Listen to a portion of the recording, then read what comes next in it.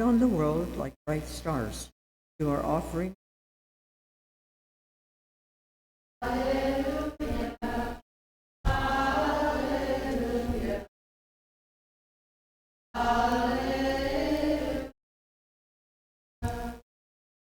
The Lord be with you. A reading from the Holy Gospel according to Matthew.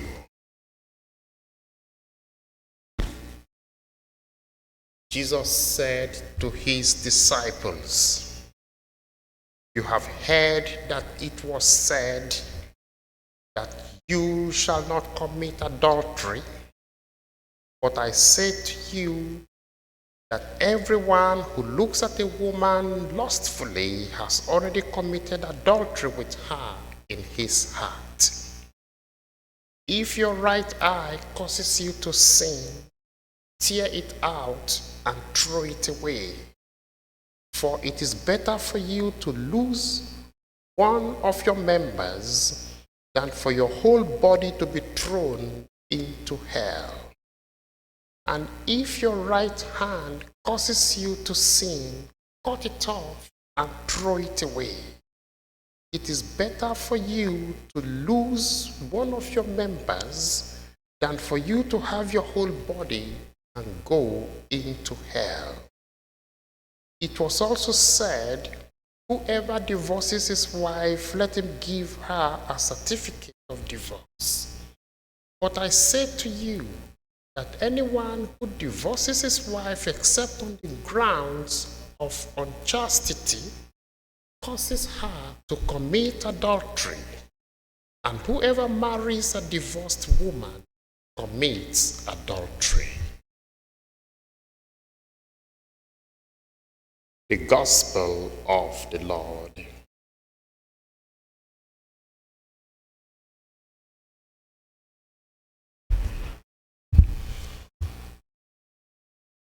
Today we are concluding our reading of Matthew chapter 5.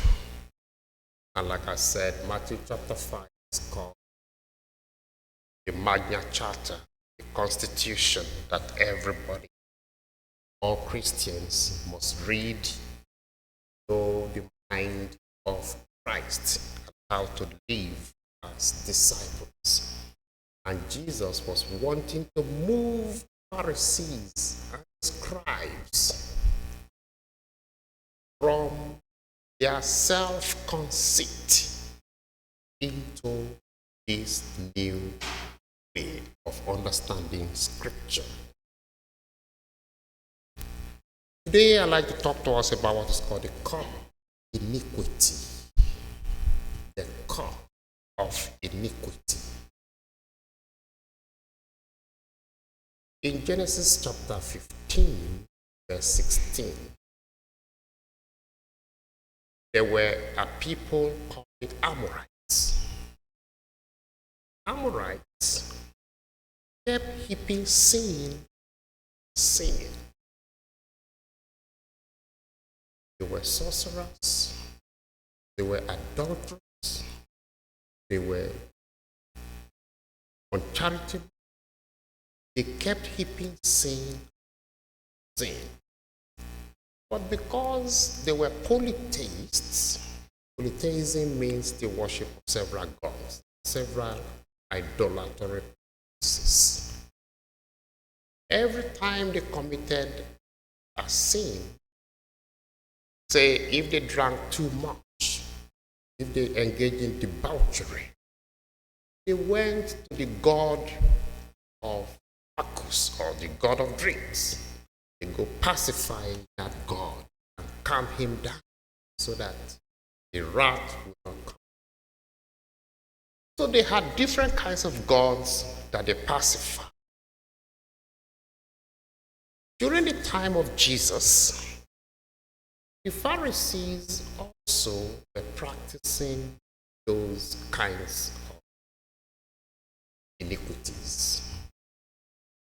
They had different kinds of sacrifices that they made. Every time they committed different kinds of sins, they will either perform what was called the burnt offering, or they will perform what is called the guilt offering. These are sacrifices. They drag an animal, temple, and they did burnt offering. Depending on the sin, there was what are called the peace offering.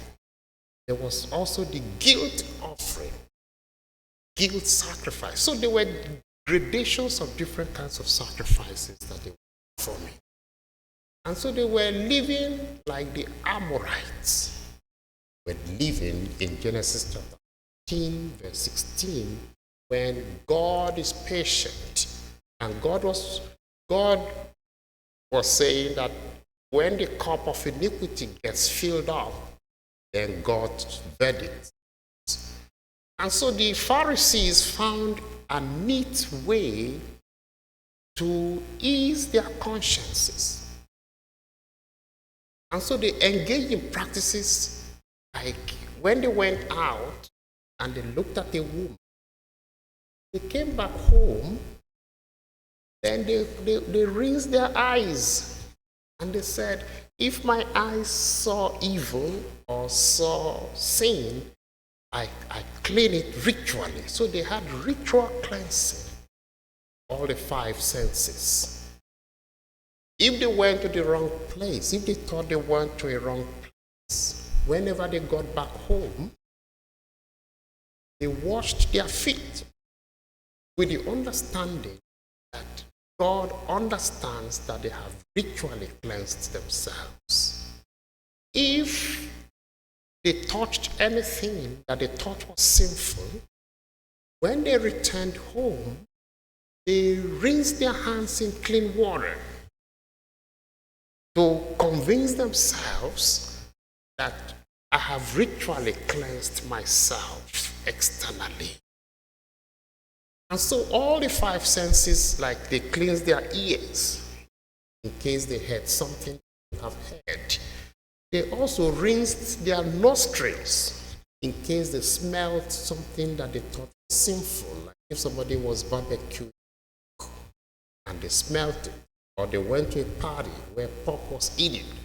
They came home and then they rinsed their mouth.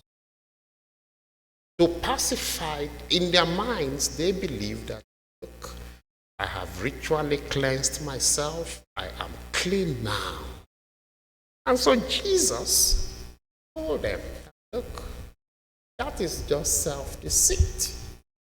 He says, if your right hand causes you to sin, just cut it off. Not naturally mutilating the hand. Or he says, if your eyes, instead of every day you're looking at a woman lustfully and then you come home and then you rinse your eyes and you say, oh, I'm clean now. I'm clean now. But Jesus Christ says, sin is not only committed externally, through the external senses.